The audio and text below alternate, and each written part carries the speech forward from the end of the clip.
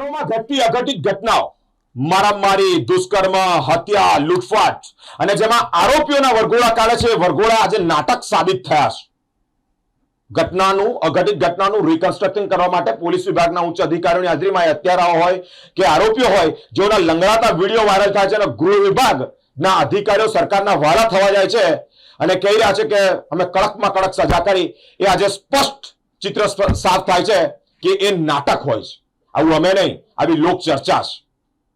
આંકલાવની એ ઘટના કે જેમાં એક બાળકી પર દુષ્કર્મ ગુજારવામાં આવ્યું, નાની 5-7 વર્ષની બાળકી પર દુષ્કર્મ બાદ એ બાળકીની હત્યા અને ત્યારબાદ જે હત્યારો ઝડપાય છે એને આ પીએસઆઈ આંકલાવના મહાનુભાવ તેના કાનમાં જઈને શું ભણે છે, જેના લીધે આ આરોપીના ચાલવાના શાન બદલાઈ જાય છે, એની સ્ટાઇલ બદલાઈ જાય છે. પહેલા બહાર નીકળે છે ત્યારે પ્રોપર ચાલે છે, પરંતુ આ પીએસઆઈ એના કાનમાં શું ભણે છે જેના લીધે એ લંગડાતું ચાલતો થાય છે. આવા એક બે નહીં, આવા એક બે શહેરોમાં નહીં, આવી એક બે ઘટના નહીં, આવા તમામ આરોપીઓ નાટક કરતા હોય એવું પુરવાર થઈ રહ્યું છે આ ઘટના પરથી. ઇવન એટલું જ નહીં, આ પીએસઆઈ અભદ્ર ભાષા યુઝ કરી. અભદ્ર ઇટ મીન કે જેની માટે તેઓને નિમ્યા છે.